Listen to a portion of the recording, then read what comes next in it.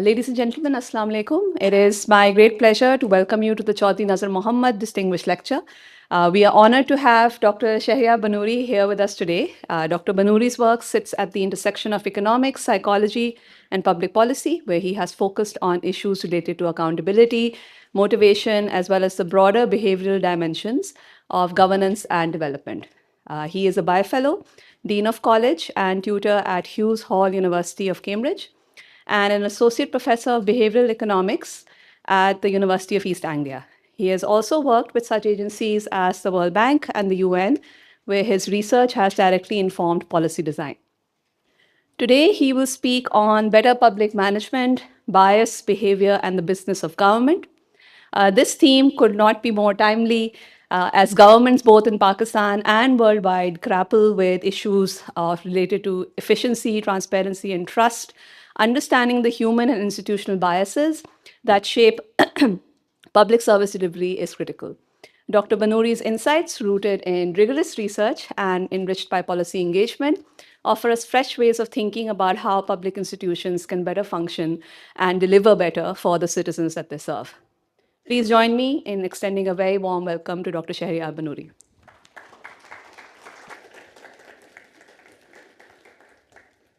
Thank you. Thank you. Thank you, everyone, for coming. Thank you, Hadia, for such a lovely introduction. I really appreciate it, and I love being back at LUMS. Gosh, I think I average maybe a visit every at least once a year now, I think, but sometimes more. So always a pleasure.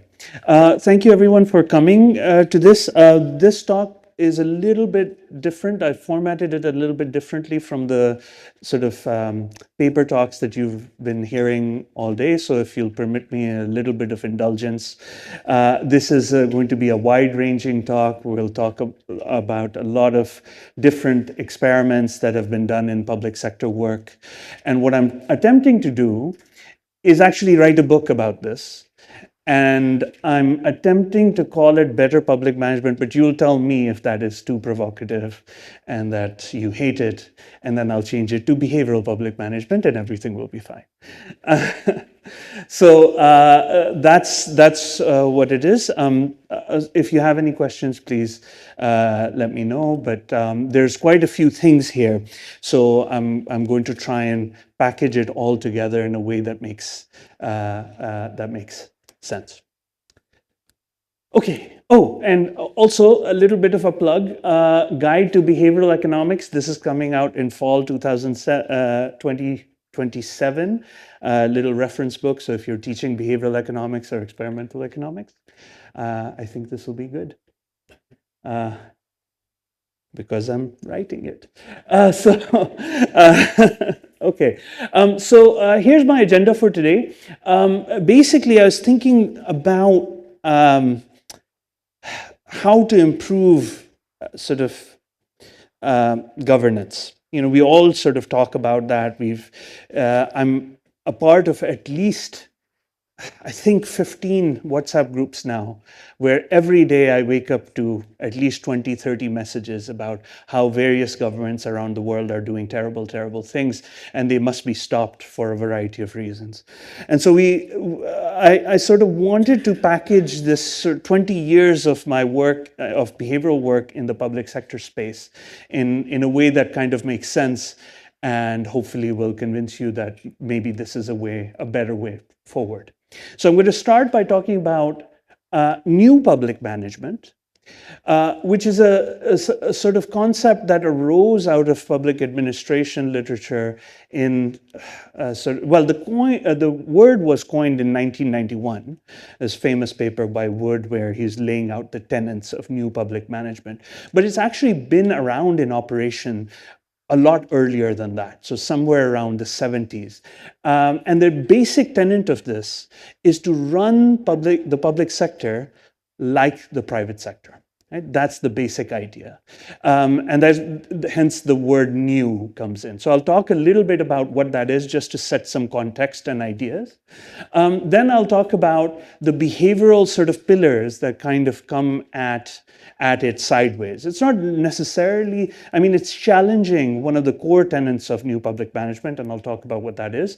But we'll talk about motivation of public officials. We'll talk about decision making in the public sector. And then if I have time, there's one bonus thing that I'm going to talk to you about trust and institutions. And I'm also very cognizant that there's people that have contributed various things in this area. And so I'm sorry if I haven't spoken about your work, but I know about it, please rest assured, and it will feature in this. And then some concluding thoughts.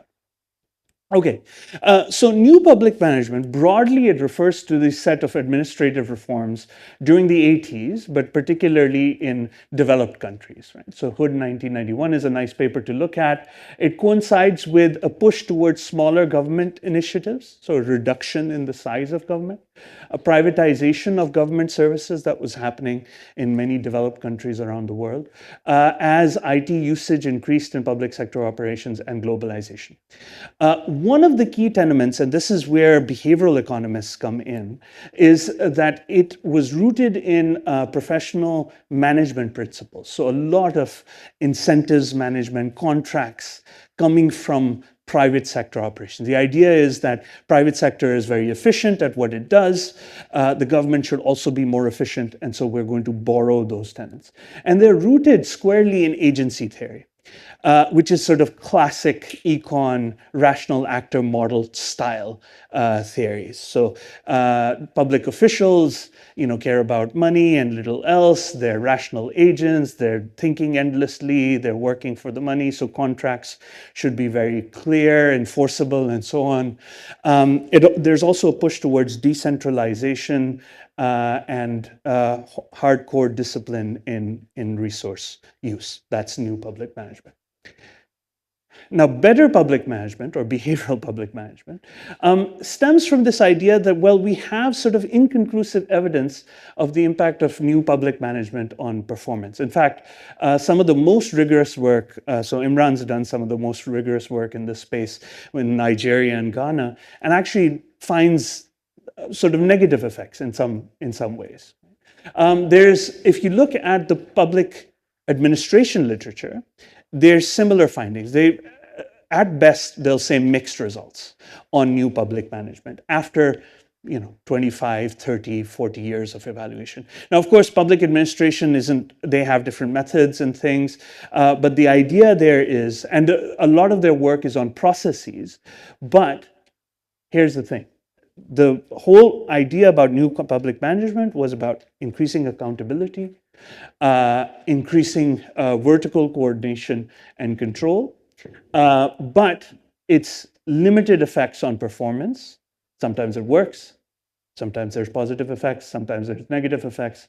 Similarly, sometimes there's more accountability, sometimes there's less accountability, and its focus has been within ministries, vertical coordination. So ministries working within themselves, working in their operations better within their own units, but not across units. And being able to control their own activities with sort of very heavy-handed things. And I think some of the more seminal work that, in fact, Imran also finds evidence for was that autonomy matters, right, in these spaces. So public officials need sort of autonomy to work. Another issue is that public sector objectives can be wildly different from private sector objectives. They're not as well defined as private sector objectives. And so you can develop a set of KPIs in the public sector, but things change, times change, and it needs people to adapt. And so while you can set up contracts to monitor people's behavior very, very strongly, what you can do when you do those things, you can increase what we call enforced compliance. In other words, I can set up a contract where I say, like, you must create at least 5 light bulbs every day, and I can monitor those and see what you produce and so on and reward you accordingly. But there's other things that are uncontractable that are needed, so how you cooperate, how you engage with other people, and so on, that I might not have good contracts for, that I might not be able to influence so much. So, as a contrast to that, and the behavioral challenge to that, better public management, and we've got evidence, so I'm hoping to convince you by the end of this that this is maybe a better way forward, recognizes that state objectives, which broadly welfare maximization, we can say to fix ideas, can be hard to specify and require agile and responsive decision making. And what that requires is motivated public officials. So public officials that care about the production and the output of the public sector. It also requires decision-making support. So public officials often have to make decisions throughout their day, institutions to help them make better decisions, and then finally trust between the public sector and the citizens that they serve. Okay, let me start with the motivation of public officials and show you some evidence that this exists. And I have to show you this picture. This is not a picture of my drawing room. I was trying to look for a picture of my drawing room and people sitting around and talking. This is ChatGPT. ChatGPT made a picture. I said, give me a picture of a Pakistani drawing room. You'll notice the flag and the Minar-e-Pakistan is a little bit on the nose. But the idea is this is replication of my WhatsApp groups, right? Governance is a problem. The public sector is a problem. From when I was growing up, the key problem, if you ask anybody, was corruption. If you ask my dad, his friends, that's all I surveyed at the time. But anyway, I think other people as well, corruption was the big problem. Government resource usage, wastage, all of those things. And actually, I didn't realize it at the time, but that kind of influenced my career trajectory. And so when I was doing my PhD, I came across this man. This is James Wilson. James Q. Wilson.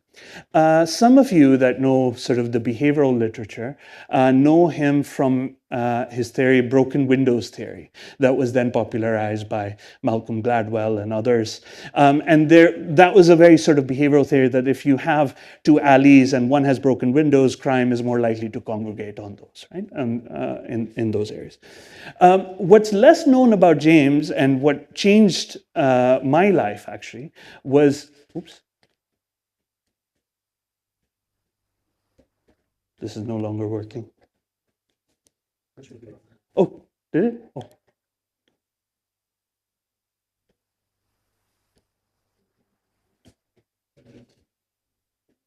Sorry. Maybe I clicked it too much. Uh-oh. What did I do? Sorry. So he wrote this book, which you'll see shortly, called Bureaucracy. And here, James is actually, he's embedded in the US government, right, US public sector, for a long time, studying them quite deeply, anthropologically actually, embedding himself in the organizations. And on page 19, he writes, what is surprising is that bureaucrats work at all rather than shirk at every opportunity. If you read the context about this, he's basically saying contracts in the public sector are so terrible. Why is anybody working, right? What's going on? And this was the big puzzle, and actually coincided with my dad and his friends' discussions in the 90s of government wastage and so on. Now, of course, I don't have to convince you that there's huge variation in the world on corruption, right? So this is a table from Danny Treisman's very seminal work on using the Corruption Perceptions Index. And one of the things that he reported, so this is from his 2000 paper, that the percentage Protestant in a population is negatively correlated with corruption. So the more Protestant you are, the less corrupt you are. And there's, a sort of hearkening back to Max Weber on this and the Protestant ethic and work ethic and so on. So that's the idea, that government effectiveness can vary by the underlying population, right? Or the culture of the underlying population. I'm sort of hesitating to use the word culture. I've written a couple of papers on culture, but culture, as economists, we kind of use it as this catch-all term when we don't really know what's going on, right? It's something in this society is happening, and we want to capture that. So culture and corruption.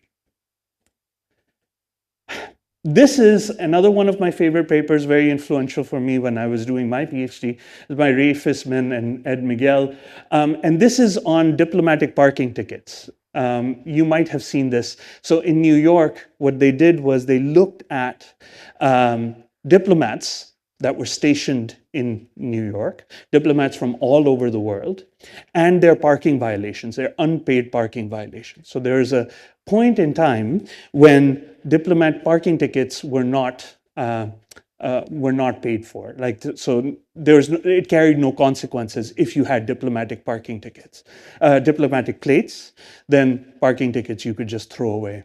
And so what Fisman and Miguel did was they said, okay, well, what's the correlation with the number of unpaid parking tickets in the country and their country's corruption measure? And they found a positive upward sloping relationship. In other words, if the diplomats are from a more corrupt country, they have higher number of unpaid parking tickets. Another strong bit of evidence at the time for the culture and corruption hypothesis, right? That there's something in the water. If you're wondering where Pakistan is, we're right up here. So there's something in the water, something outside which causes this variation. If you ask my dad would say, oh, everybody's corrupt everywhere, right? It's all government's all bad or whatever. But in general, we have some sort of variation. So something's going on, similar to what Daniel Treisman also found, right? That there's variation in corruption outcomes that's happening across the world. We don't quite know what it is. Maybe we'll call it culture. Maybe we'll call it Protestantism. We're not sure. This is more recent. So this is paper by Simon Gachter and Schultz. And so this is a cheating game that they play with subjects. If you don't know what the cheating game is, it's very simple game. I give you a coin. I ask you to flip it in private. I ask you to flip it 10 times and tell me the number of heads that you saw. And if you basically tell me 10, I'll pay you $10. If you tell me 1, I'll pay you $1, and so on. So it's a way to incentivize cheating, but of course you can't tell, right, whether somebody actually cheated or not. They could have flipped 10 heads, except on average we know, right? And so what they did was they played this game all across, well, a bunch of OECD countries, basically. They classify them by high, medium, and low institutions. And what they find is strong relationships against the mean amount of money that was claimed and the prevalence of rule violations, which is a composite sort of world values survey composite measure of essentially corruption. So strong relationships there again. This is more recent. This is 2016. Then my good friend Danila, Abigail Barr and Danila Sarah, they ran a study trying to actually replicate the Fisman and Miguel study in a lab setting. Now, what's happening in a lab setting, it's an incentivized game. We can look at behavior in the lab very, very closely. And what they found was, so at Oxford, Danila was at Oxford at the time. She was playing a bribery game, which is a sort of contextualized but incentivized game in a lab setting. She's bringing in students from who are studying at Oxford, but they're coming from all over the world.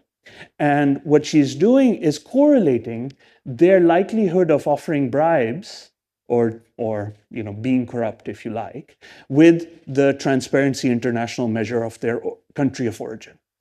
And she finds for undergraduate students a significant and positive relationship in line with what Fisman and Miguel found, but not for graduate students.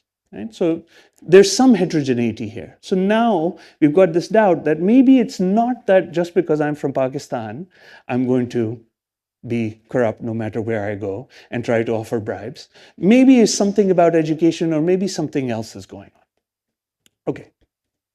Sorry, I'm just going to lead you through a series of things here.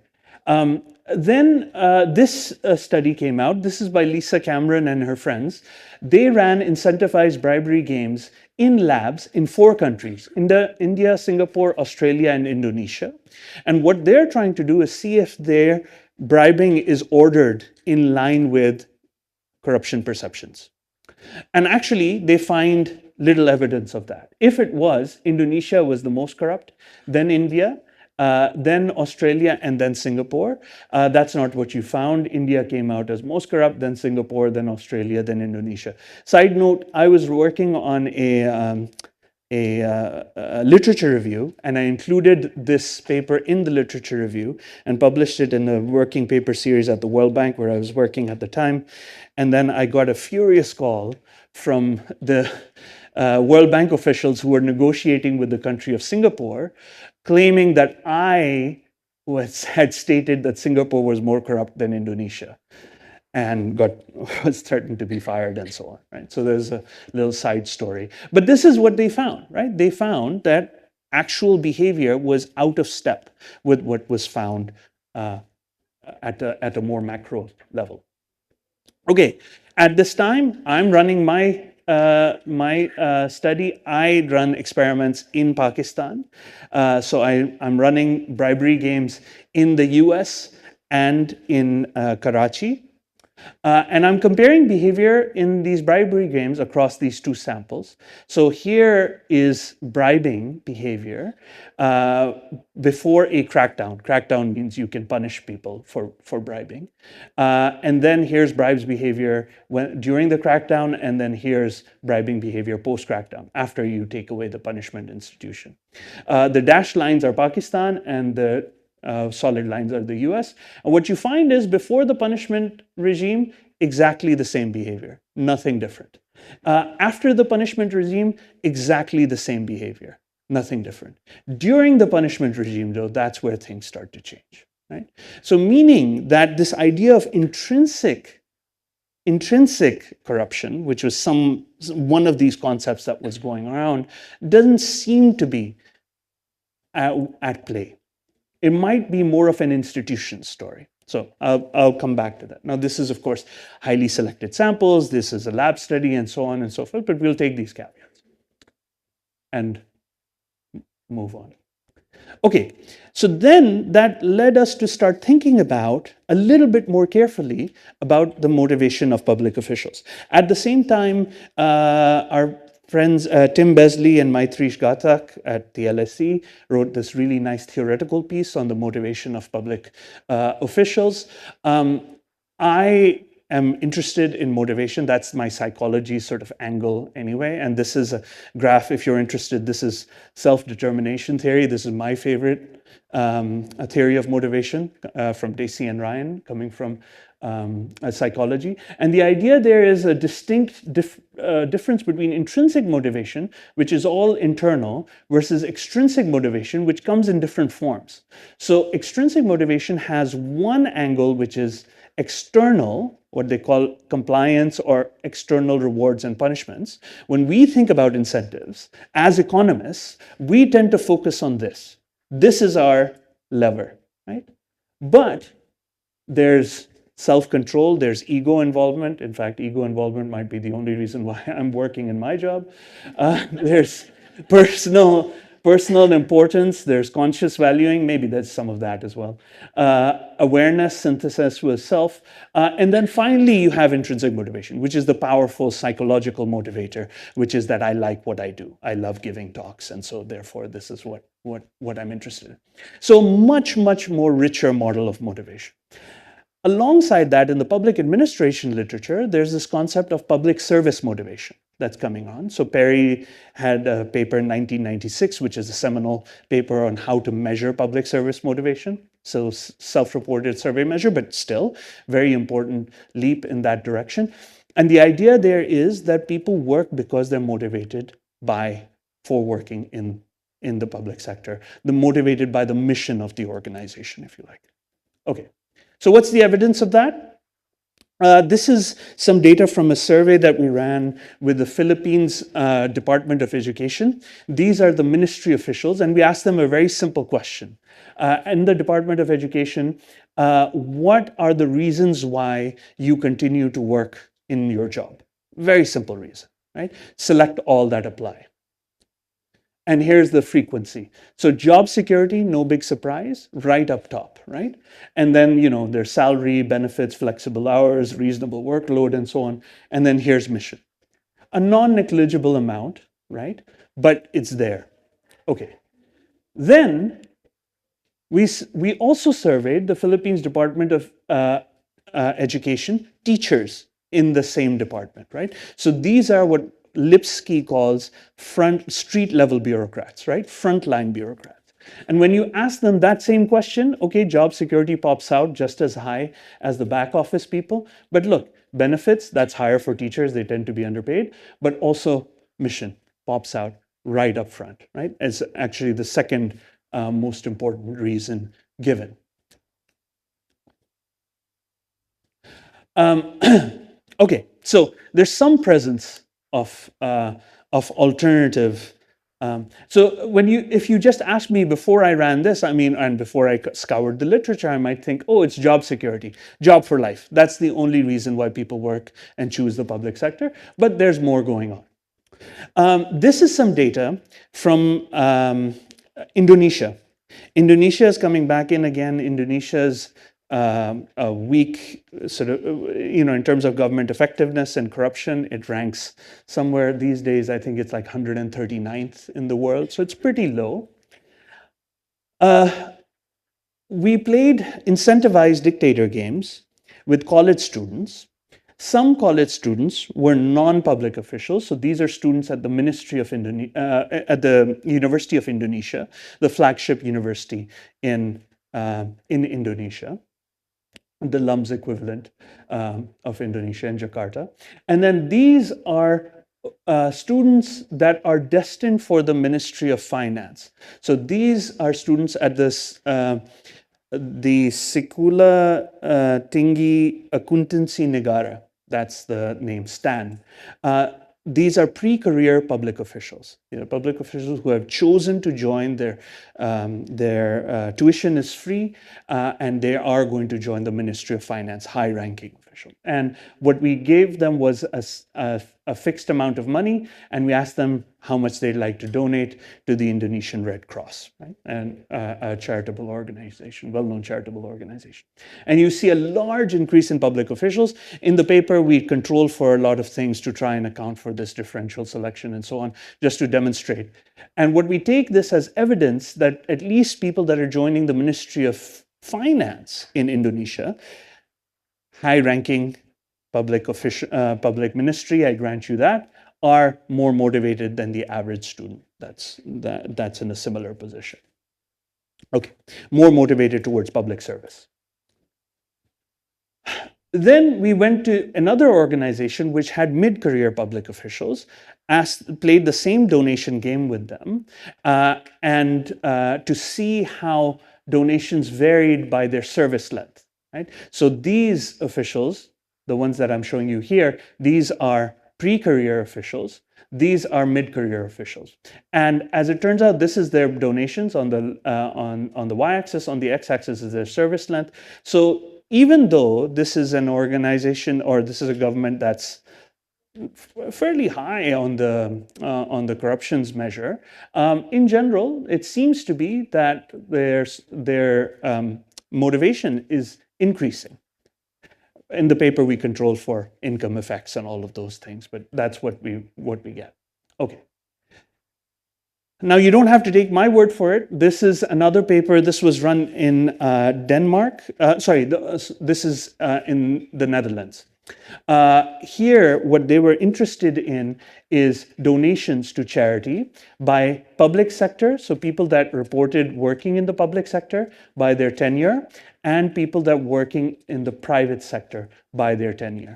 And what you see is, at early stages, high differences, more motivation for public sector workers, that tends to dip and then tries to sort of come back up. Now, this study has a few problems in it, which I can talk about later on, but basically, broadly in line, pre-career, they seem to be more motivated. Over time, even in a clean country like the Netherlands, there seem to be a dip and then maybe start to come back up. Okay. Now, in India, which is this study looked at nurses. So this is by Rima Hanna and Shidi Wang. And what they were looking at, they were playing again the cheating game, this dice game, and they're looking at whether or not there's more cheating amongst people who reported wanting a government job. So nurses wanting a government job.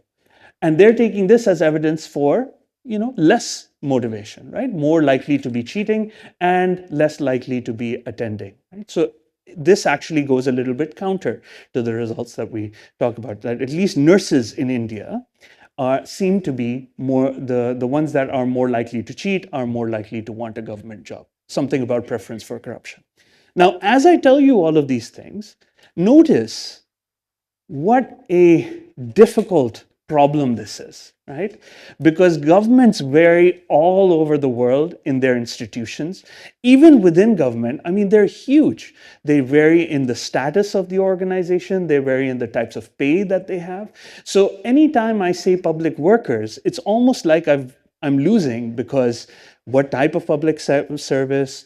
Are they street level? Are they back office? Are they high status? Are they low status? How are they paid? How are they recruited? All of these things can differ. And also, here's the other thing that we don't necessarily appreciate. If you want to hire teachers, I mean, recently, we got the merged areas. In the merged areas, they needed to hire teachers. They didn't need to hire one teacher where you can hold interviews and just endlessly interview people and hire the best teacher for the job. You need to hire like 600 teachers in a stretch, right? So oftentimes there's all these scale problems that are going on as well. So it's a very, very complex thing. However, we do see that there is variation. By the way, this is for prospective, this is data, this is from Olson et al. 2019. Again, this is the cheating game. We're sort of loving the cheating game in this literature. And this is across multiple countries, prospective public officials. So people that want to join the public sector. And what you see is, again, correlation with rule of law, with government effectiveness. So higher numbers mean more likely to cheat. So again, we still have this problem, right? There is variation in the motivation of public officials that's happening all across the world. Now, okay, you can say to me, well, fine, but what does it matter? Does motivation matter? And the answer is yes, it matters for performance. This is from on the y-axis, we have effort exerted on behalf of a very famous organization in Indonesia, the Indonesian Red Cross, and on the x-axis, it's motivation, our measure of motivation, token sent to the Indonesian Red Cross. Strong upward sloping relationship for public officials, not for public officials. Generally speaking, the more motivated you are, the harder you work. This is not very controversial, but I can show you this for public officials as well, just to close that circle. Okay. Then I'm going to show this. Okay, this is one of my favorite papers, so I'm just going to quickly talk about this. This is a paper, Carpenter and Gong. This is a paper conducted in Vermont. They recruited students. They asked students about their political preferences. So they were either Democrats or Republicans or neither, right? This is in the US. And then they asked them to engage in an effort task. And the effort task was stuffing envelopes supporting a particular political party. And so what they can do is they can look at whether you are mismatched, meaning you're a Democrat working for a Republican Party, or you're matched, meaning you're a Democrat working for the Democratic Party, or you're an independent and working for either one of the parties. And they ran two different incentive schemes, a fixed salary or a piece rate. Piece rate meaning I pay you more the more you do. Fixed salary meaning unconditional. Let me just quickly show you the match results. So these are the people that matched. Democrats working for the Democratic Party, Republicans working for the Republican Party. It doesn't matter how you pay them.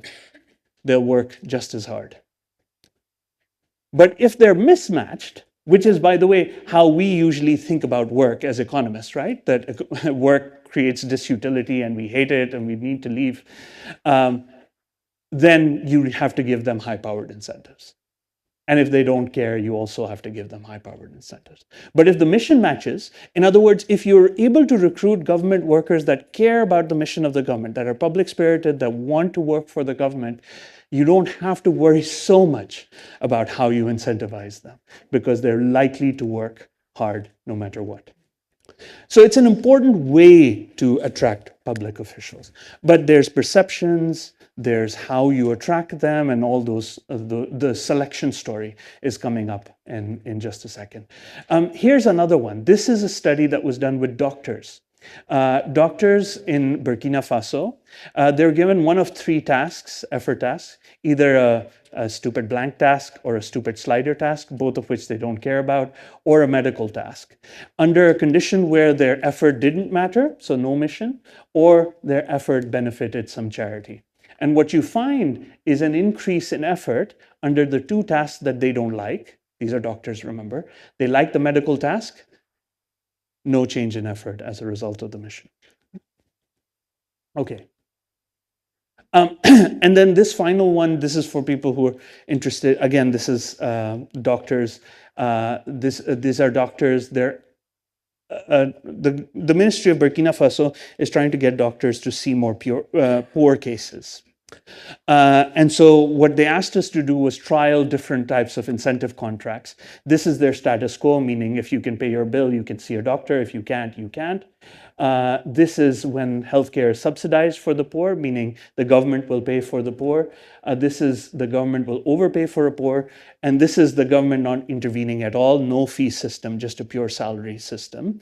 And what you see, this is broken out by unmotivated and motivated workers. So workers that are motivated to serve the public exert higher effort when you don't intervene, right? You can give them a salary, leave them alone, you'll get the outcome. Of course, a poor bonus also works, but it's more costly and so on. Okay, so story so far. Public service motivation matters in public service, diametrically opposed to the agency theory view of public officials. In fact, there's other theories in public administration. Stewardship theory is another one. Theories of motivation coming from psychology. Public service motivation, and a few papers that speak to that. So then the next question is, if it's true, if you accept the fact that motivated workers will work hard if I attract them to government service, then the next question is, how the hell do we attract them to public service? Finan, Dalbo, and Rossi published a really important paper on this in Mexico. They did a field experiment in Mexico. They were interested in whether manipulating wages for an advertised public sector position affected the selection of different worker types. And they're thinking about it in two dimensions. One is on ability, meaning if I offer a higher wage, do I get higher ability workers? Fine. Second, if I offer a higher wage, do I get more motivated workers or less motivated workers? This is the data. The blue bars are high wage and the red bars are low wage. And basically, the ability was measured using a Raven score, but they use other things as well. They find the same results. If you offer a high wage, you attract high ability workers. And wages are quite far apart, but you get higher ability workers. Also, they measure public service motivation using Perry's self-reported public service motivation. That's going to be important in a second. But they measure that, look at high wage offer versus low wage offer, and they find no impact on motivation. So the average worker is just as motivated but higher ability. So public sector, go nuts, right? Pay really high wages, everything's fine. A second paper comes out. This is Nava Ashraf and friends. This is in Zambia. They're basically advertising public community health workers. And they use two different flyers. One that focuses on a career boost, so become a community health worker, gain skills and boost your career, or want to serve your community, become a CHW. Right? This is the more mission framing. This is the more career framing. And again, interested in the same thing, right? Ability and motivation. And what they actually find is, so these are O-level scores. It's so funny because in the paper they actually say ordinary level. I kind of forgot that O levels was ordinary level. Anyway, I thought that was funny. And they find positive effects on the O level score. So advertising or framing it as a career incentive, framing the job as a career, attracted more higher able workers and no impact on prosociality, right? So no impact on prosociality as measured by, again, a series of survey questions, world value survey questions. Okay, so far, again, focusing on career benefits seems to attract high ability workers and no hit to motivation.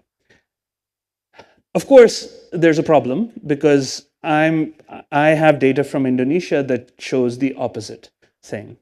And now I have to try and publish this thing, and it's diametrically opposed to what they find. So in Indonesia, we played in a lab game. We're measuring ability, we're measuring motivation, all incentivized though. Motivation is incentivized using a dictator game, and we find the opposite. Right? So a small change in wages attracts more workers. They're no different on ability, but the high wage treatment is attracting less motivated workers, not more motivated workers, less motivated workers. So now there's a problem. Now in the paper we say, well, we're incentivized, they're not incentivized, and so on. And then this other paper comes out, this is Di Serrano. They do a similar thing. They have a low pay treatment, a medium pay treatment. This is a community health promoter thing and a high pay treatment. And what they find is similar to us. Higher wages, less motivated workers, right? Now again, different types of workers, different types of wages, but the point is, it needs to be tested. So when we're trying to advertise wages or attract motivated workers, however we do it, we need to test them, right? We need to test these things in different contexts. This is a paper by Barford et al. They played a cheating game. This is with a general sample, not public sector workers, but they asked people to engage in a sort of choice experiment where they asked them to choose between a private sector job or a public sector job, hypothetical choice. On the y-axis is their cheat rate. This is when the private sector wage premium is 20K plus, meaning the private sector is paying 20K more. That attracts more cheating types into the private sector, less cheating types into the public sector. When they're equal, meaning public sector and private sector are paying the same things, there's still more cheating types in the private sector, less cheating types in the public sector. But as this premium changes, as pay increases, you change the level of cheating. Okay. I'm never going to finish. I am so screwed. Okay, so I've got 4 more. So I'm going to try and brush through a few things. Maybe I've got okay. The rest of this talk has experiment upon experiment. I'm not going to bore you with this. I'm going to just show you one experiment per section, and you have to take my word for it that the rest also say the same thing, right?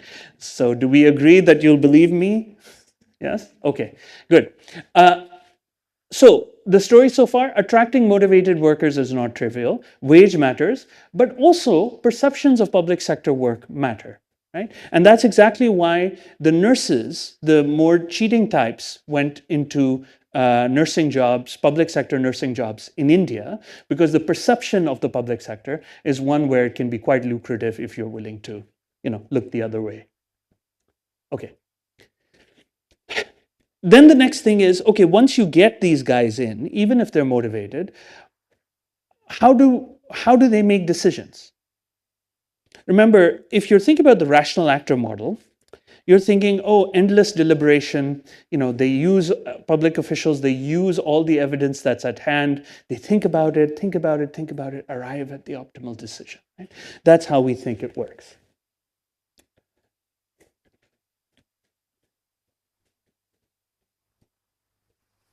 This thing is not cooperating. Oh, okay. All right, it's back.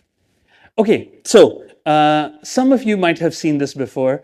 Ali, I know you've seen this, so don't give it away, please. But we asked people, so this is now World Bank people and officials in the UK government, right? So these are two organizations where we're drawing large samples from, and we're asking them to evaluate this table. We're just saying, look at these numbers, tell us whether the skin cream was effective on a rash or not. Now, this is a trick table. I won't ask you to go through it, but basically this is what we're doing. Just evaluate a simple frequency table. Okay? For another group of people, we gave them this table. The only thing that's different is the numbers are the same, but the labels are different. So now the conclusion is the opposite one. Fine.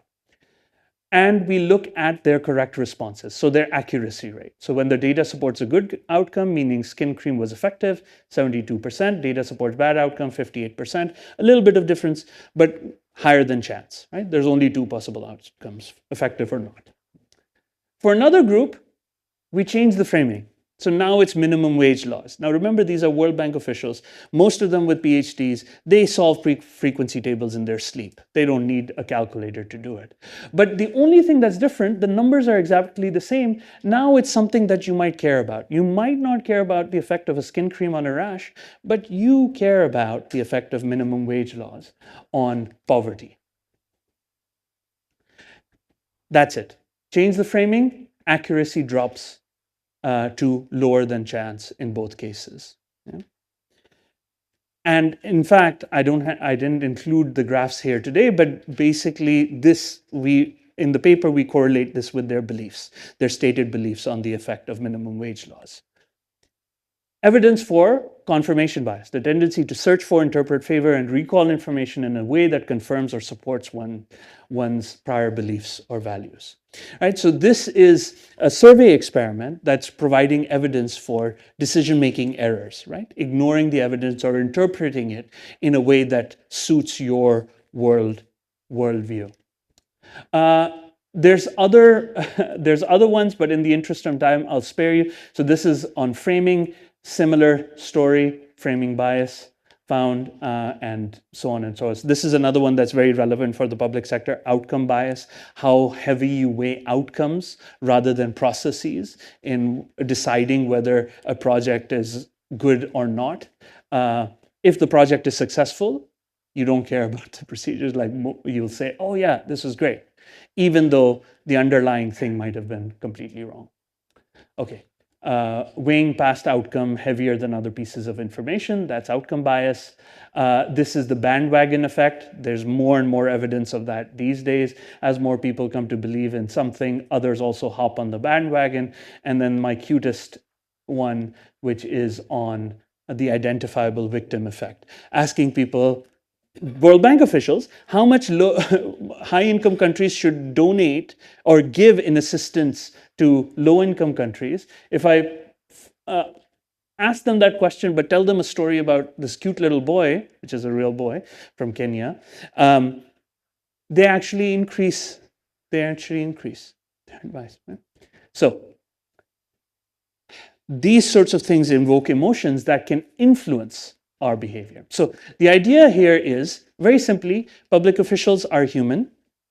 They're subject to the same decision-making errors as the rest of us. But the trouble is, mistakes by these guys can carry greater costs than those by normal. So we can make a mistake in my daily life. Maybe I affect one or two people, two people at my home, that can carry devastating consequences, but they can affect society. So we should be worried about that. Also, public officials are typically contracted to be impartial. Right? So when you sign your contract, if you join the UK public service, one of the 4 tenets is impartiality, basing decisions on the advice of the evidence, but many are not. Okay, so how can you improve these decisions? There's three strategies that we have evidence for. The first one, uncontroversial awareness, right? So improving awareness, letting people know that biases are a thing, that's a possibility. So maybe more training. Second strategy, deliberation or peer review as we do it in academia, but also and organizations like the FTCO, they also use some form of peer review or deliberation to try and double check these things. Third strategy, expertise, hire experts, hire me. But be careful with expertise. Let me just quickly show you. So awareness, there's a very famous study with NBA referees. You can look it up. This is Price and Wolfers. And the idea is that racial bias amongst NBA referees reduced once their study was widely advertised, right? Once Charles Barkley talked about it on TV, all of a sudden, the racial bias amongst NBA referees reduced. Fine. Second one, deliberation. So these are experiments that we've now done. Let me just quickly talk to you about a few. So this was with UK government officials. When you expose them to this, but you make them do it twice, meaning force them to think about that decision again, their accuracy increases. So deliberation with oneself. Oh, sorry, my animations got messed up. This is a study. Zara, where are you? Hi, Zara. This is with Zara and Adnan, a study with Pakistani public officials. So I wanted to highlight that about consistency in decision making when decisions are framed as a personal decision or when decisions are framed as a policy decision. And what we find, sorry, the graphs are a little bit. Man, I forgot the animation on that one. So there's inconsistency. It's the exact same decision choice, but when I frame it as a policy decision, there's a lot of differences in decisions than when framing it as a personal financial decision. But moreover than that, more importantly than that, when you break it down by people that are less motivated, so less pro-socially motivated, their decisions are completely inconsistent. But when you break this down by public officials that are more pro-socially motivated or more public service oriented, their decisions are consistent. And then when you make them deliberate, put them together, it turns out, and this is the last bit of evidence, but sorry about the graphic, if you put a motivated guy with an unmotivated guy, the unmotivated guy changes their decision. The motivated guy keeps their decision. So deliberation helps. Asking people to reflect on their decision helps sometimes. Putting them together with more motivated people helps sometimes. Of course, it doesn't work if nobody's motivated in your organization. But this was run with public officials in Pakistan, and we have motivated officials. I can guarantee that there's some motivated officials in Pakistan. And then finally, expertise.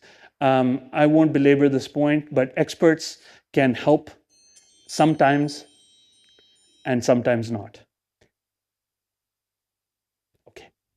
I'm going to skip this bonus slide and just come to the conclusion. Sorry, you have to give me time for this. technical problems. Okay. Final thoughts. So I'm just going to wrap this up and leave it here. So new public management has been around for 4 decades, right? At least in one form or another. And if you look at the public administration literature, it says it still exists in some form or another in different countries. There's mixed results, and that suggests there's room for adaptation. But the one thing which we've already, within economics, the behavioral kind of, revolution sounds too strong, but the behavioral push seems like we can bring that to the public administration sphere as well. And now there's a behavioral public administration research group, and now there's more burgeoning activity in that space. But it takes the behavior of public officials to be the central innovation.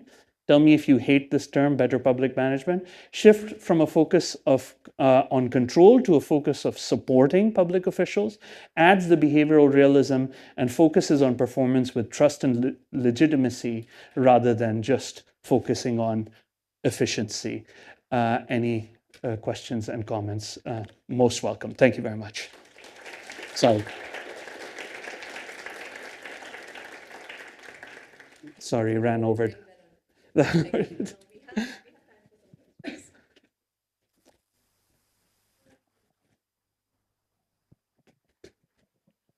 Sorry, I know it's a lot, but Thank you for the great presentation. I really enjoyed it. So my question is regarding, so when we're trying to explain the performance of public officials, how much of it do you think can be explained by the fact that maybe the officials, they set, personal targets, and once that target is achieved, beyond that, any incentive, be it, like you say, external or internal, doesn't seem to matter. So do you think that also kind of explains performance at some level? like, Okay, so am I? my Oh, sorry, collecting questions. yeah, so my bit is bit related. Okay. How far is the effect of the structure in which the public servants are placed? Like, we know that in 70s we inherited from communist state like a grading system which categorized all the people in any of the services like Yes. grade 16, 17, and 22. Then we came with autonomous bodies where people were more devolved. Then we have boards of governors. Then we have corporations. Yeah. All of them are some way public servants. But then we see, for example, look at the structure of motorways in Pakistan. I mean, many of the officials from police were taken to that. But we have seen many differences into that. So how far your theory or your proposals relate to the performance of public servants in terms of the structures in which they are placed?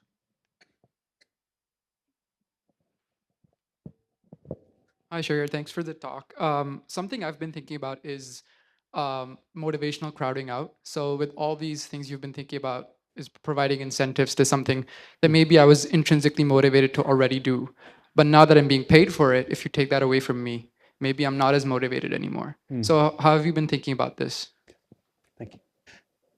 Can I answer the three and then, okay, and then I'll come back. Actually, the three questions are kind of related in more ways than you might have think. In general, the evidence shows diminishing returns to multiple forms of motivation. So you can be motivated, and then on top of that, like for instance, I really enjoy playing video games, right? And you could say, look, I'm going to pay you to play video games, and that probably won't increase my video game usage because I'm already at capacity, right? More so than anything else. So the literature, when you have different forms of motivation on top, the additional aspects of motivation lead to diminishing returns. Now, how that matters for any one individual in any one public service, how they were motivated, how they were recruited, how they're currently paid, it's a myriad of things. So it all depends on the context in which they're operating. And it's not clear to me exactly whether or not their performance is going to change, whether you're going to pay when you pay them more money versus when you give them more status, or whether you reinforce the mission of the organization or whatnot. It depends on the type of motivational profile that they carry, what they care about, and what they're receiving in return. So it's kind of a difficult, unfortunately, a very difficult thing to answer. One thing I will say on this, so the Philippines, the previous president, not this last one, but the crazy one, Duterte, I think it was, he. Oh, actually, the guy before the crazy one. He was a private sector guy, and he implemented performance-based pay in the public sector. And the public sector was completely dead against it, right? They said, no, it's going to be terrible. People are going to revolt. It's going to end public service as we know it, and so on. He implemented it anyway, executive order, he signed it, and away you go.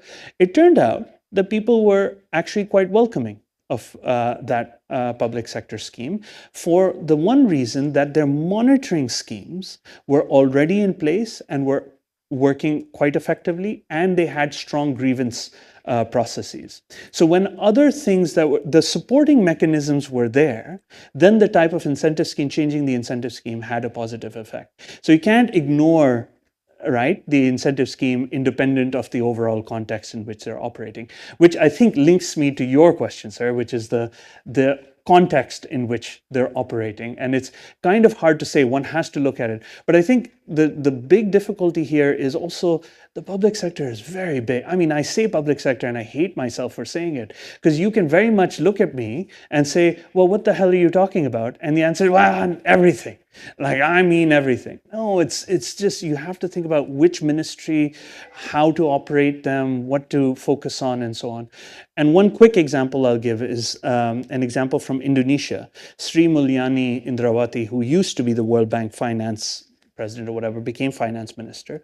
And she started reforming bureaucracies, but in very staggered, stepped ways, like adding professionalism, and had very, very positive impact. So I can talk about that offline. Thank you. We can do one more round. Okay, thank you. Thank you. My question is about that in our daily life discussion, we discussed that there is a power dependency in our bureaucracy, public official behavior, and they do not want to change. However, as asked in the previous question, that there are some sectors which are more efficient, like the motorway or the Nadra. So I was wondering that, is it the technology or the incentive which are breaking this path dependency in some sectors? Yeah, thank you. Easy answer to that, I don't know. I don't know. One has to study those sectors to be sure, but it is a good question. And in fact, Nadeem and I are working on a project right now to try and understand why some functions work better than others, but it's still a very open question. I'm not sure it's technology. Let me just say that. Sheheryar, just a couple of points. One, which is related to the earlier point, which is, I mean, in some sense, your story is about individual behavior, but you're also presenting evidence that institutions matter, Yes. right? So how do you balance the two? So it's not There's clear. one thing I skipped in there, but Right. yes. But the second thing is that when you think about institutions and your motivation is driven by mission in some sense, you also have to understand that the public sector has multiple principals and agents. Yes. You have political principals who have time horizons which are very different from administrative decision makers. So the question is, how does the mission get formulated and whose mission kind of dominates? And the third thing which opens up, once you start thinking about that, that opens up the door to politics. So there's a politics around the public sector because those missions are very contested. So it's very different from a private organization where some people are defining a mission. So how, given that you're writing a book, otherwise I wouldn't have asked these questions, how do these things show up in the way you're thinking? Great questions. I'm not there yet, Ali. I'll admit that. I mean, it's a very, very, this is exactly the difficult questions here, right? Because there's, the one thing that I think we don't really do such a good job of in economics is thinking about power effectively. And that's, I think, at the heart of what you're talking about, that there's agenda setting.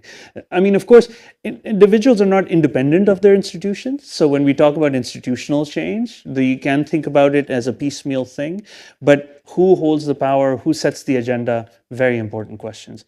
And I will think more about them. Thank you very much.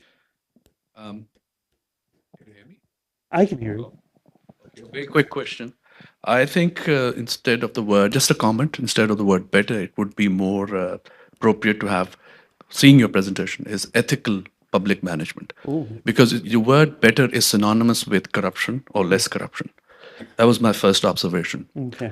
So the decision-making part came second. That was one observation. The second is I work with FPR, which is the tax side. Okay. I see there is another segregation which could be of effect is of some users.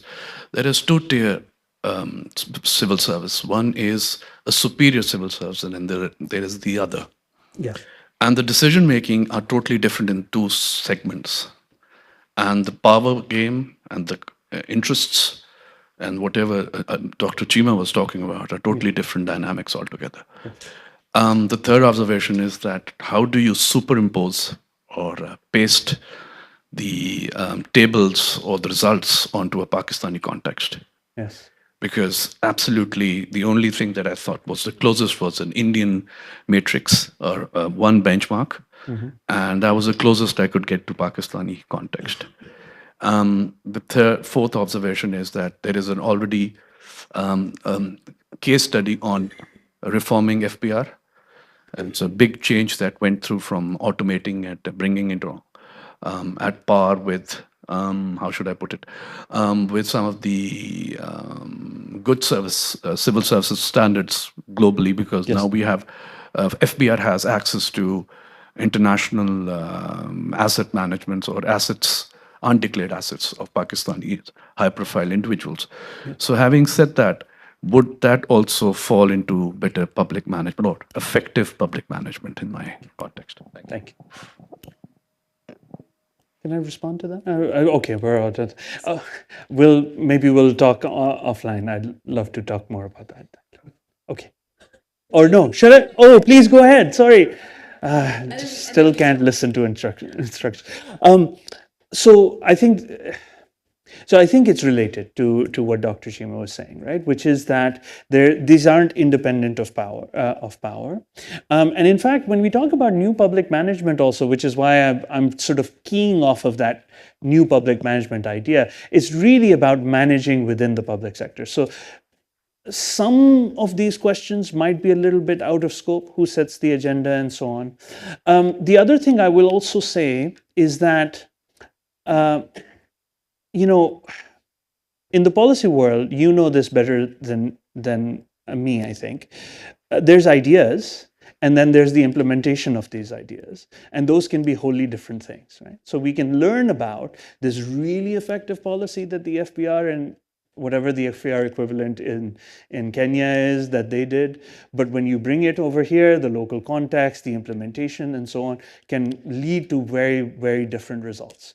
And ultimately, I think that's one of the reasons that we got to be a little bit humble about these things. I should be humble about these things when I say, when we try to do these things, we should put in mechanisms to test, to deliberate and test as we go along. Because to be honest, I can stand up here and say, well, it's all about bringing motivated public officials, but it doesn't mean you can just take that idea and run with it, right? We need to test it. We need to think about how and why and when and so on.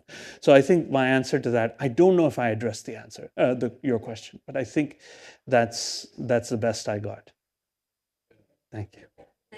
Thank you very much.